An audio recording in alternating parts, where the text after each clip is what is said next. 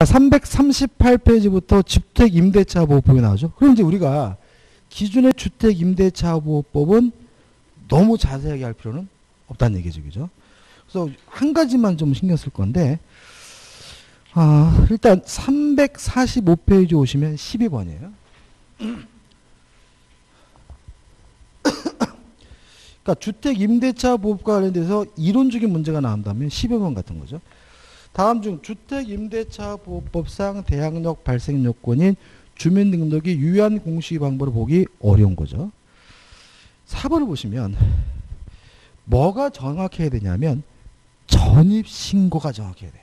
그래서 만약에 전입신고가 정확하다면 주민등록부에 잘못 기재가 됐더라도 대항력이 생기고요. 전입신고가 잘못됐다면 대항력이 생기지 않는 거거든요. 4번. 전출신고는 260에 3으로 하였으나 전입신고를 착오로 206에 3으로 하고 담당 공무원도 이를 발견하지 못하고 그대로 주민등록에 등재됐다면 전입신고가 잘못됐기 때문에 뭐가요? 대항력이 생기지 않는 거죠. 나머지 문제들 중요하죠. 1번. 다가구 주택은 지번만 정확하면 되죠. 동호수는 필요 없고. 그 다음에 2번 보시고 그 다음에 3번도 마찬가지죠. 지번만 정확하면 되고 그 다음에 5번. 임차인의 주민등록뿐만 아니라 가족의 주민등록만으로도 뭐죠? 충분하다. 그거만 조심하면 되겠죠. 그 다음에 13번 임차권 등기 명령제도인데 요 13번에서 1번 아무나 신청하는 것이 아니다. 임대차가 종료됐는데도 불구하고 보증금을 반환받지 못하고 있는 주택임차인만 신청할 수가 있고요. 관할법원은 임차주택 소재지 관할법원입니다. 그러니까 원래 법원의 관할은 어떻게 이루어지냐면 피고 주소지예요. 그래서 만약에 이런 규정이 없으면 임대인의 주소지가 관할법원이 되거든요. 그러면 임차인이 골 때릴 수가 있어요. 지금 살고 있는 집은 부산인데 이 집주인은 뭐죠? 서울이 주소지다. 그러면 서울에다 가서 소송을 해야 될 수가 있기 때문에 피고의 주소지인 임대인의 주소지가 아니라 임차주택 소재지가 관할법원이 되고요. 그 다음에 3번 만약에 대항력과 우선변제권이 없는 임차인이라면 임차권 등기 명령 제도에 따라서 임차권 등기라면 대항력과 우선변제권을 갖게 되죠. 근데 중요한 것은 이게 아니라 임차권 등기 명령 제도에 따라서 임차권 등기가 됐다면 이사가 다 가더라도 대항력권이 상실되더라도 원래 가지고 있던 대항력과 우선변제권 계속 뭐죠? 유지가 되고요. 주의하실 점은 4번. 따라서 임차권 등기 명령 제도에 따라서 임차권 등기가 있는 그 주택에 새로운 임차인이 소액 임차인으로 하더라도 최우선 변제권이 뭐 되지 않습니까? 인정되지 않는다는 것도 꼭 기억해 두셔야 되고요. 답은 뭐죠? 5번이죠. 비용은 누가 부담합니까? 임대인. 따라서 임대인에게 비용을 청구하는 것이 가능하니까 5번은 뭐죠? X가 되는 거죠. 넘겨주셔서 14번도 거의 비슷하죠. 그 다음에 이제 사례 문제가 나오는데 사례 문제는 348페이지에 3번과 4번 두 개가 있거든요. 두 가지 거의 비슷합니다. 실제로 요 주택 임대차 보호과 관련된 사례는 거의 대동소이하게 나오거든요. 그래서 요 4번만 풀어보면 될 것 같아요. 4번. 갑을 채권자라는 소액의 저당권이 설정된 무의 아파트를. 그럼 여기서 우리가 중요한 것이 순서거든요. 순서를 메모하자고요. 그래서 갑 앞에 을이죠. 을 앞에 저당권이 먼저 설정되는 거죠. 3년 기한으로 임차에 거주하고 있는 중에 무가 다시 병으로부터 금전을 대출받고 저당권을 설정하여 주었다. 갑은 이사 오면서 주민등록 전입신고를 하였으나 확정일자는 병에 저당권 설정 등기 이후에 받았죠. 그러면 두 번째로 갑이 주택 임차권을 취득했고 이사 왔죠. 인도받았고 주민등록 전입신고는 했는데 병 앞으로 저당권이 설정된 후에 그리고 나서 비로소 갑이 뭐죠? 확정일자를 했다. 이게 사실관계인 거죠. 자, 이런 상태에서 경매가 이루어지게 되면 첫째, 모든 저당권은 무조건 소멸된다는 원칙에 따라서 을소멸하고 병소멸하고요. 요 갑의 주택 임차권도 무조건 뭐가 돼야 돼요? 소멸이 돼야죠. 왜냐하면 용의권이 소멸되는지 안 되는지는 최우선순위 저당권과 비교하니까. 따라서 누가 경매를 신청했든지 간에 을보다 늦었기 때문에 갑의 주택 임차권은 무조건 소멸되죠. 배당 순위는 을이 1순위, 병이 2순위, 갑이 3순위다. 왜냐하면 확정일자를 하게 되면 우선 변제권이 인정된다는 말은 확정일자를 기준해서 배당 순위가 결정이 된다는 얘기고요. 자, 이 상태에서는 그러면 결국은 을이 받고 병이 받고 남는 게 있으면 누가 받아요? 갑이 받으니까 갑이 받을 게 없을 수가 있죠. 그래서 갑은 어떻게 하는 것이 유리할 수 있습니까? 을에게 채무를 뭐 할 필요가 있어요? 변제할 필요가 있는 거죠. 만약에 을의 채무를 변제해서 을의 저당권을 소멸시킨다면 최우선순위 저당권이 뭐 되지 저당권이 병이니까 이때 갑의 주택 임차권은 뭐 되지 않아요? 소멸되지 않는 거죠.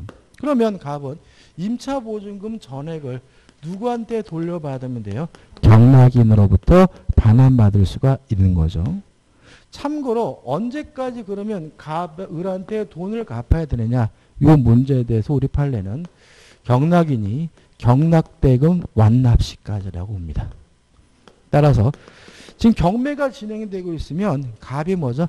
당하지 말고 요 을의 대출금을 확인해보고 경락대금 완납시까지 을에게 뭐하며 변제하면 저당권 소멸시킴으로써 소멸되지 않고 경락인에게 보증금 전액을 다 놔둘 수 있는 기회가 생기니까 좀 생각해 보시기 바랍니다. 이게 전부죠.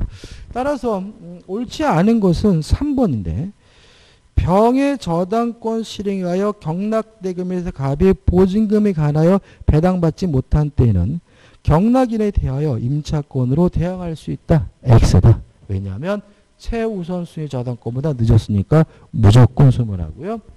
생각해 볼 것은 5번이죠. 갑은 무가 반대하더라도 무의 을에 대한 채무를 변제하여 법률관계에서 유리한 지위를 차지할 수 있다. 맞는 질문이다. 그죠? 조심하세요. 이것만 좀 이해하시면 되겠죠. 그래도 뒤에 뭐 이제 기출 문제들이 나오는데 기출 문제들 결국 뭐예요? 이것과 거의 유사한 문제들이 반복적이니까 한번 풀어보시면 될 것 같고요. 한 문제만 더 풀어보겠습니다. 354페이지 오시면 11번이 있어요. 작년의 문제죠. 갑이 그 소유 액수주택을 거주하려는 을과 존속기간 1년으로 임대차 계약을 체결한 경우에 관한 설명을 드린 거죠. 문제에서 액수주택이라고 나와 있죠. 그러니까 이건 뭐예요? 주택임대차보호법이 적용되겠죠. 작년에 요 문제 가지고 카페 같은 데 보니까 주택이란 말이 없으니까 틀리다 뭐 이런 분이 계시더라고요. 그러니까 주택임대차보호법의 말이 없다. 잘못한 거다. 그죠? 그거 아니죠. 그냥 X주택이라 나왔으니까 게임 끝인 거죠. 1번 을은 2년의 임대차의 존속기간을 주장할 수 있다. 왜요? 최소한 2년이 보장되니까. 2번 을은 1년의 존속기간 유효함을 주장할 수 있다. 5종. 왜냐하면 2년이 보장되는 것이지 2년을 살아줘야 될 의무가 있는 건 아니에요. 따라서 임차인은 1년 계약을 했으면 1년만 살고 나겠다 주장하는 것이 가능하니까 2번도 맞는 집이죠. 3번 을이 이익의 차임액에 달하도록 차임을 연체한 경우 묵시적 갱신 인정되지 않을 거고요. 4번 임대차 계약이 묵시적으로 갱신된 경우 을은 언제든지 갑에게 계약 해지를 통지할 수 있다. 맞는 질문이고 이때도 몇 개월이 지나면요. 3월이 경과하면 주택임차권이 소멸되죠. 5번 X주택의 경매로 인한 환가대금에서 을이 보증금을 우선 변제받기 위해서는 X주택 양수인에게 인도할 필요가 없다. X예요. 자, 우리가 이런 겁니다. 전세권자는 언제 집을 비워줘야 돼요? 경매를 신청할 때. 전세권자는 주택 임차인이나 상가 건물 임차인은 강제 경매를 신청할 때는 집을 비워줄 필요는 없어요. 그럼 언제 집을 비워줘야 되느냐? 보증금을 받을 때.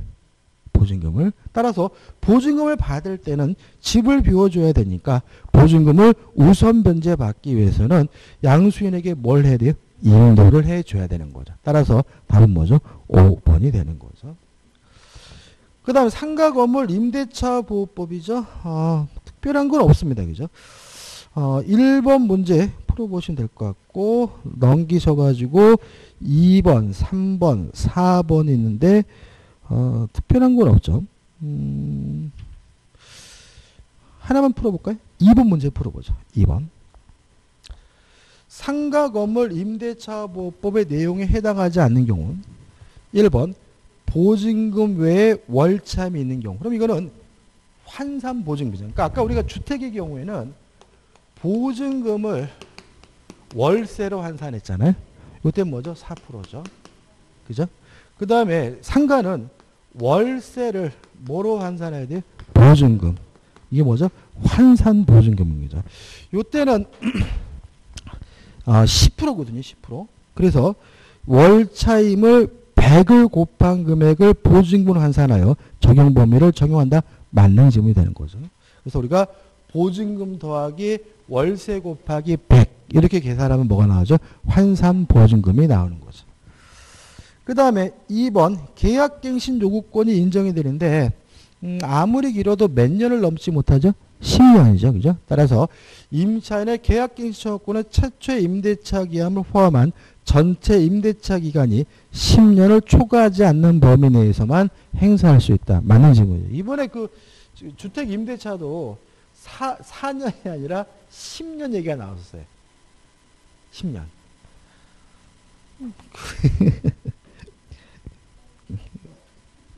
아우, 너무하죠, 그죠? 아무튼, 예?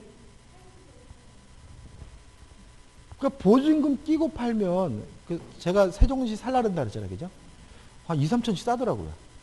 그러니까 그 보증금을 끼고 살 때는 기본이 한 2, 3천 원 싸던데. 3번이 답이에요. 3번. 임차인이 상속권자 없이 사망한 경우에는 가정 공동생활하던 사실상의 혼인관계에 있는 자가 임차인의 권리와 의무를 승계한다. X. 왜냐하면 주택에만 이제 조심하셔야 되겠죠. 다시 말하면 사실혼 관계에 있는 배우자가 임차권을 승계받는 것은 뭐에만요? 주택에만 있는 제도라는 거 꼭 잊지 마시기 바랍니다. 4번. 최우선 변제권은 상가 가액의 2분의 1을 초과하지 못하고요. 그 다음에 5번 법정 갱신되면 또다시 몇 년이죠? 1년입니다. 상가는. 다만 임차인은 언제든지 해지 통과할 수 있고 몇 개월? 3월에 경과하면 소멸된다는 거 주의하시면 되겠죠. 그 다음에 넘기셔가지고 사례 문제가 나오는데요. 사례 문제도 많지는 않은데 359페이지 3번 문제 풀어보겠습니다. 갑이 2019년 10월 10일 을소유 X상가 건물 을로부터 보증금 2억 1천만을 임차하여 상가 건물 임대차 보호법상 대항 요건을 갖추고 영업하고 있어요. 그러면 이 상가 건물 임대차는 원칙적으로 민법이 적용됩니까? 상가 건물 임대차 보호법이 적용됩니까? 민법이 적용돼야죠. 왜냐하면 환산보증금이 얼마를요? 9억을 초과하지 않아야 되겠죠. 근데 보증금이 얼마라고요? 9억 1천만 원. 제가 왜 9억 1천만 원이라 했겠어요. 그죠? 9억을 초과했다는 거죠. 그러면 9억을 초과했으니까 원칙적으로 뭐가요? 민법이 적용돼야 되는데 다만 예외적으로 상가 건물 임대차 보호법 규정이 적용되는 게 있어요. 꼭 기억해 두셔야 되는데. 첫째, 대항력은 인정해 줍니다. 따라서 이 사람도 인도받고 사업자 등록을 신청하면 이길날 뭘 인정해줘요? 대항력. 주의하실 것은 우선 변제권 인정하지 않습니다. 따라서 실무적으로 세무사에서 이런 경우에는 확정일자 해주지 않습니다. 우선 변제권 인정되지 않아요.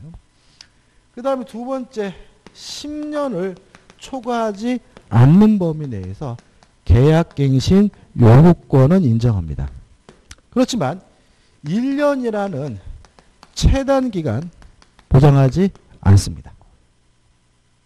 다시 말하면 존속기간의 약정이 없으면 1년이 보장이 되는 것이 아니라 언제든지 자유롭게 해지 통고할 수 있고 임대인이 하면 6개월, 임차인이 하면 1월 지나면 소멸되는 것이지 최단 기간이 보장되지 않고요. 그 다음에 법정 갱신에 관한 부분도 상가 건물 임대차 보호법이 적용되는 것이 아니라 민법이 적용됩니다. 따라서 만료전 6월부터 1월이 아니라 만료 후 상당한 기간 내에 이의제기 없으면 갱신이 되고 갱신되면 존속기간의 약정이 없는 거기 때문에 언제든지 자유롭게 해지 통고할 수가 있는 거죠. 그죠? 세 번째, 3기, 2기가 아니라 3기 차임을 지급하지 않는 경우에 해지할 수 있다는 규정은 적용됩니다. 이건 왜 그러냐면 이 갱신 요건 때문에 그러죠.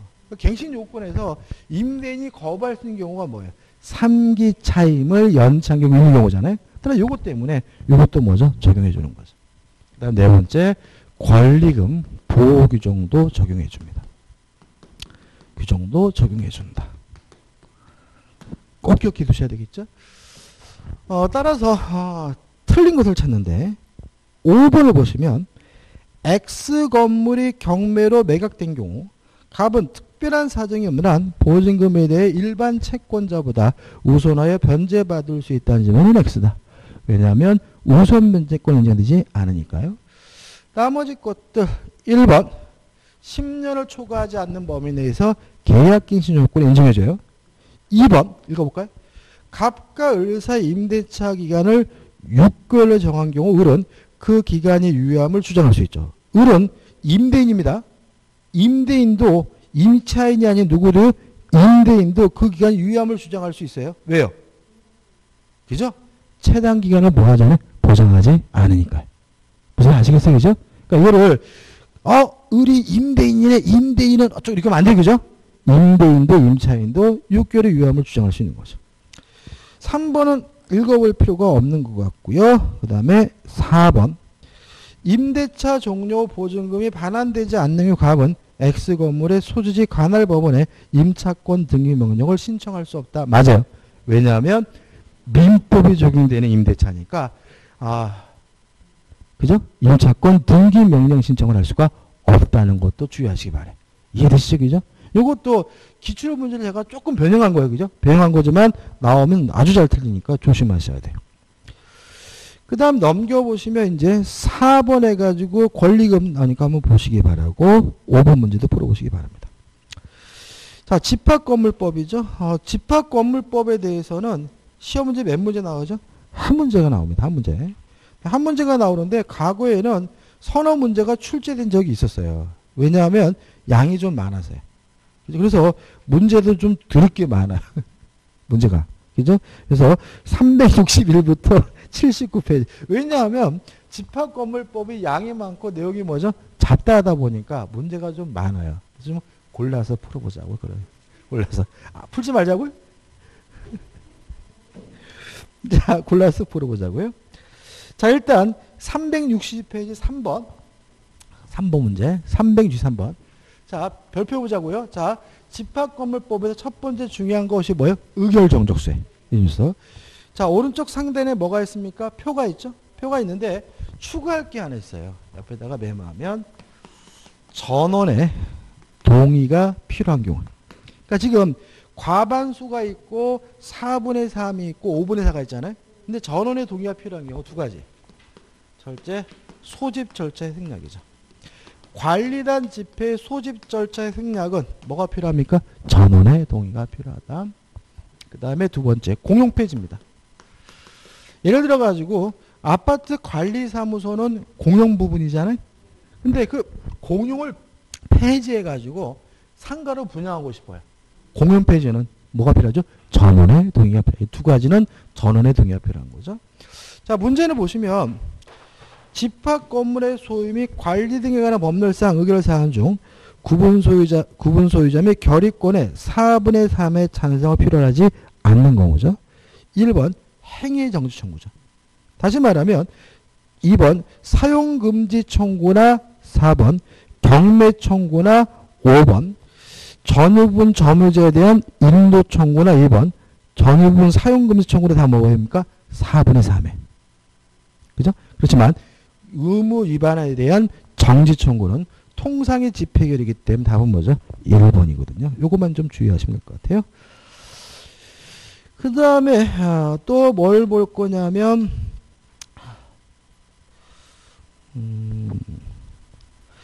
367페이지 오셔가지고 13번을 보겠습니다. 13번. 요건 뭐냐면 체납관리비의 승계 문제예요. 승계 문제. 첫째 기억할 것은 전유 부분에 관한 체납관리비는 승계되지 않고 공용 부분에 관한 체납관리비만 승계가 된다.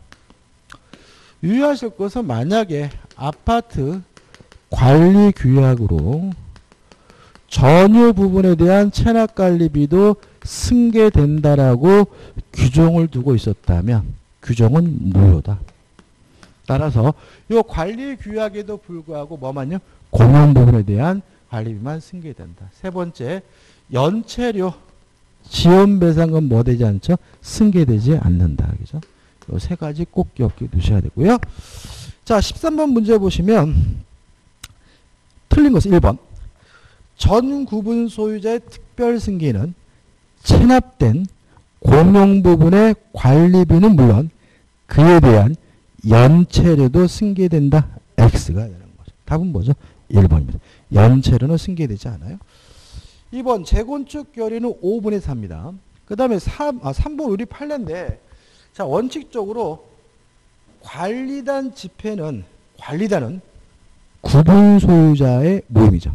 따라서 관리단 집회에 참석해서 의결권 행사할 수 있는 사람은 구분 소유자의 하나입니다. 이게 원칙이죠. 예외가 있을 수 있는데 3번 분양대금을 완납하였음에도 불구하고 분양자층의 사정으로 소유권 이전 등기를 격려받지 못한 수분양자도 관리단에서 의결권 행사할 수 있다고 판시하고 있습니다. 이게 왜 그러냐면 이런 거예요. 한번 생각해 보세요. 예를 들어 가지고 아파트가 600가구예요. 600가구인데 지금 100가구만 200가구만 분양이 됐고 200가구만 소유자가 결정이 됐어요. 나머지 400가구는 아직 미분양 상태예요. 이런 상태라면 과반수는 몇 가구일까요? 과반수는. 예, 301가구에. 다시 말하면 미분양 가구가 있다 하더라도 구분 소유자의 과반수라 해서 소유자 결정된 200가구에서 101이 아니라 요 600가구 중에서 뭐죠? 301인 거예요. 무슨 말 아시겠죠? 그죠? 그래서 가구에 어떤 일이 발생했냐면 분쟁이 생기면 요 분양자 건설회사가 등기를 안 해줘요. 왜요? 등기를 안 해주면 걔들이 뭐예요? 의결권 행사하지 못하고 그 사람들이 의결권 행사하지 못하면 아파트 주민들이 아무것도 못해. 그잖아요. 그죠? 지금 100가구만 200가구만 등기가 됐고 400가구는 냈는데도 건설회사가 등기를 안 해줘가지고 소유권이 없는 상태라면 이 사람들은 뭐 할 수 없어요? 아무것도 못하거든요. 그래서 우리 판례가 분양자금을 완납했지만 분양자 측 건설회사 측의 사정으로 소유권 이전을 격려하지 못한 수분양자도 관리단 집회에서 의결권을 뭐죠? 행사할 수 있다라고 판시하고 있는 거죠. 이해되시죠? 그죠? 그거는 좀 조심하시면 되고. 그 다음에 넘기셔가지고 나머지 것들 일반적이죠. 뭐 사례 문제라고 해놨는데 사례 문제라고 할 것도 없죠. 그죠? 왜냐하면 뭘 사례로 구성하기가 좀 만만치 않더라고요. 그죠? 하나만 좀 풀어볼 건데 374페이지 10번 문제로 볼게요. 10번.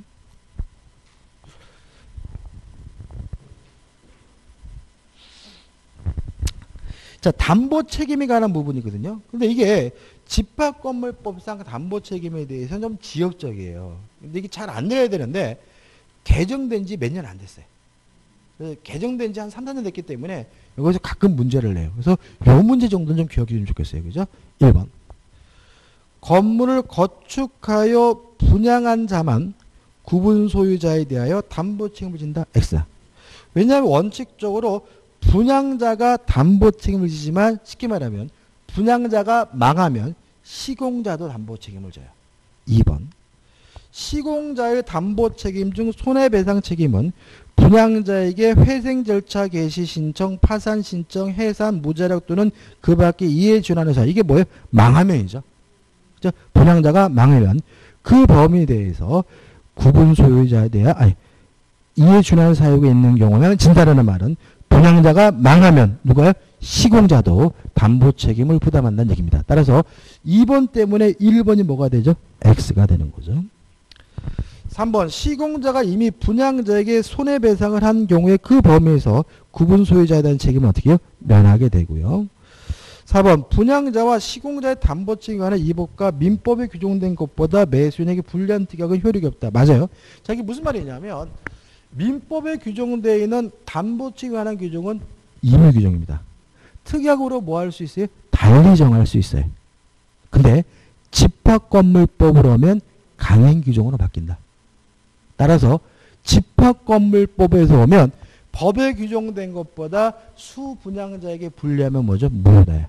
그죠? 그래서 민법상 담보책임에 관한 규정은 임의 규정이지만 집합건물법으로 오면 뭐로 바뀝니까?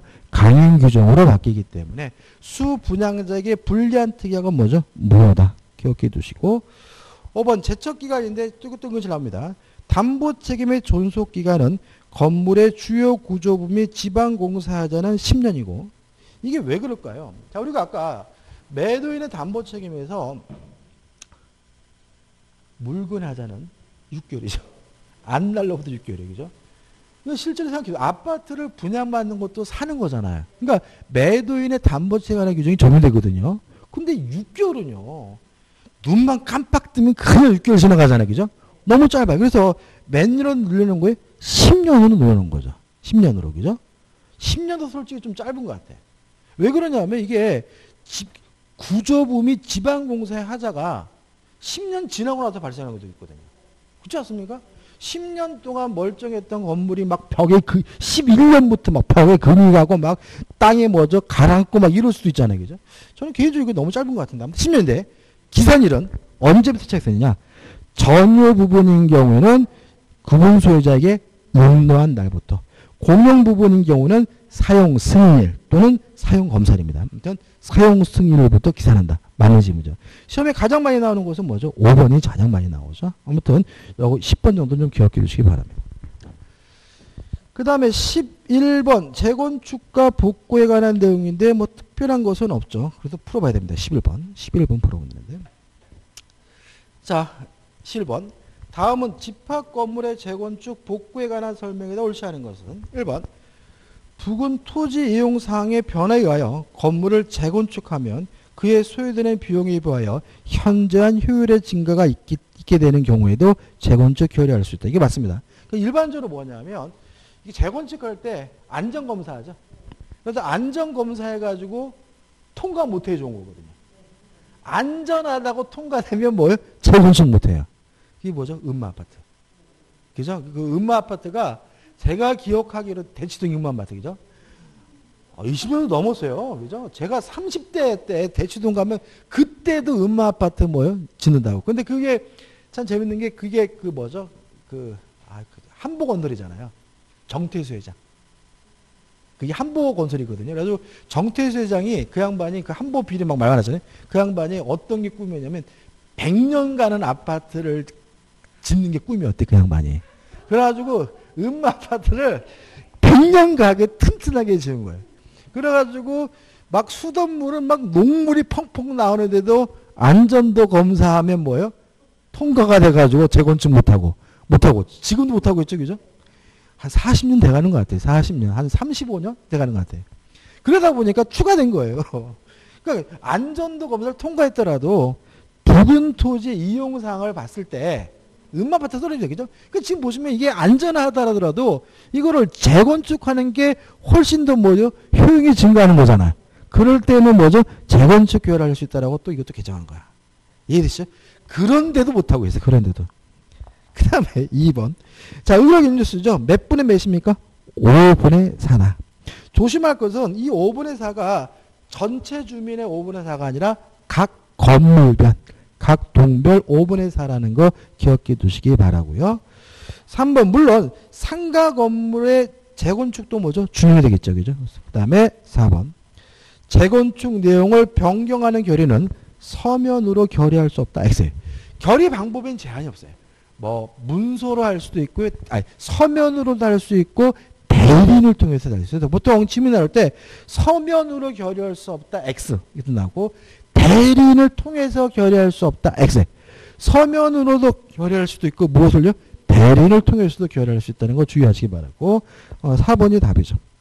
5번 재건축 거리가 법령상 하자가 있으면 구분 소유자는 재건축 결의로부터 1년 내에 재건축 결의 취소 의소를 제기할 수 있다. 맞는 질문이죠.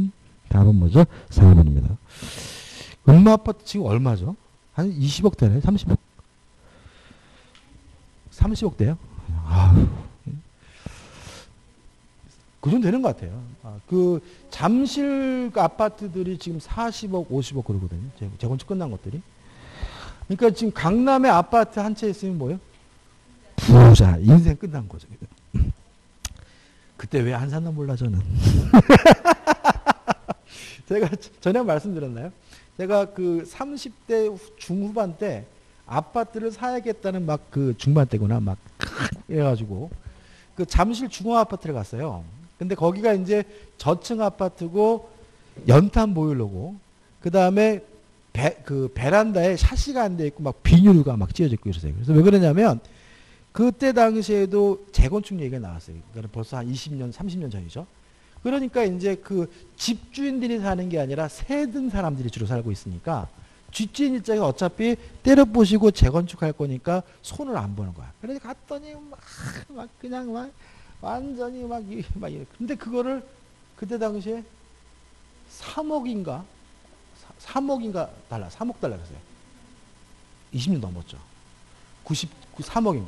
그래가지고 이런 미친 인간들, 그러고서 이제 그때 막 중돈 신도시 막 이러잖아요. 분당은 이미 끝났고, 중돈 신도시가 하는데 갔더니 그때 당시에 1억 내외더라고요. 1억 좀 넘으면 한 30평짜리도 아파트 살 수 있겠더라고요. 그래서 제가 중동에서 샀어요. 96년대. 그리고 나서 97년도에 IMF가 터졌죠. 그때 그 잠시를 샀어야 되는데. 그러면 저는 그냥 떼부자인데. 13번입니다. 13번 풀어보시기 바라고. 아무튼 아쉬운 거 많아요. 그죠? 살면서. 그런 것도 많습니다. 제가 이제 고향이 서울이거든요. 딸이 제노 왔습니까? 제가 초등학교 때, 저는 강북인데, 저희 집에 손님들이 막 온 거예요. 왔는데, 옛날에는 이렇게 손님들이 오시 하룻밤 자고 막 그랬잖아요. 근데 이제 말 들어보니까 이제 잠실 쪽에 가서 땅을 사기로 하신 거예요. 아버님 친구들하고 이제 초등학교 때니까 오래되고 70년대. 70년대. 그럼 막 땅을 사러 가게 되는 거예요. 그죠? 근데 그 다음날 비가 억수로 왔어요. 그래가지고 이제 저희 아버님하고 친구분들이 이제 장화를 신고 갔어. 근데 갔다 와가지고 이제 사람 살 데가 아니라고. 그 포장도 안 돼 있고 길도 순진창이고 버스도 안 다니고 이런 그지 같은 사람 살 데가 아니라고. 그래가지고 저녁 먹으면서 막 뭐 이렇게 두런두런하는 기억이 나요. 비가 안 왔으면. 비가 안 왔으면 저희 아버지 샀을 텐데. 이제 비가 안 왔으면 샀을 텐데. 그럼 그 연병을 하면 비가 오는 바람에. 그 다음에 이제 376페이지, 377페이지는 의절정수죠. 좀 꼼꼼히 보시기 바라고. 박스 제가 아까 말씀드렸고, 넘겨보시면 16번 공용 부분에 관한 내용이 나옵니다. 하나만 좀 풀어볼까요? 16번. 집합 건물의 소유 및 관리에 관한 법률상 공용 부분에 관한 설명을 옳지 않은 거죠. 2번 보시면 구조상 공용 부분이죠. 그럼 이게 법정 공용 부분이고 계단, 엘리베이터, 복도를 말해요. 등기 능력이 없어요. 아예 등기를 할 수 없어요. 그래서 물권의 득실 변경은 별도로 등기하여야 한다. X. 이런 것도 참 잘 냅니다. 답은 뭐죠? 1번이죠. 그 다음에 5번 보시면 어느 부분이 공용 부분인지 전유 부분인지 구분 소유자들 사이에 다른 합의가 없는 한 그 건물의 구조에 따른 객관적 용도에 의하여 결정된다. 맞는 질문이죠. 최근에 이것과 관련된 판례들이 많으니까 좀 기억해 두시기 바라고. 따라서 왜 이런 판례가 나오냐면 만약에 객관적 용도에 따라서 공용 부분으로 판단된다면 취득시할 수 없는 거죠. 뭐 할 수 없다고요? 취득시효. 그러니까 예를 들어 가지고 이런 겁니다. 최근에 판례가 뭐냐면 연립주택 같은 게 많이 문제되더라고요. 연립주택 같은 게 오래된 연립주택은 지하에 연탄강이 있는 진짜 오래된 연립주택 이런 게 있어요. 그러면 연탄강은 뭐예요? 공용 부분인 거잖아요. 근데 이것이 시간 지나서 필요가 없으니까 다 뭐예요? 없애고 이거를 뭐 각각 이렇게 방을 들여가지고 뭐 창고를 쓰거나 반지하로 넣어가지고 세를 주거나 이런 게 많거든요. 그러면 과거에는 공용 부분이었지만 지금 뭐로 보여요? 전유 부분 쓰이거든요. 이런 상태일 때 이것을 20년 지났다는 이유로 취득시할 수 있냐 없다 이런 얘기예요. 그죠? 왜냐하면 공용 부분이니까. 그래서 집합 건물이 성립될 당시에 객관적 용도에 따라서 공용 부분을 평가된다면 현재 이것이 마치 뭐처럼 쓰이더라도 전유 부분처럼 쓰이더라도 취득시할 수 없다라고 판시하고 있으니까 좀 주의하시기 바랍니다. 나머지 것들은 뭐 특별한 게 없네요. 넘겨보시면 이제 가등기, 담보 등에 대한 법률이 나오는데 좀 쉬었다가 보죠. 그죠? 가담법하고 이제 부동산 실명법만 남았죠.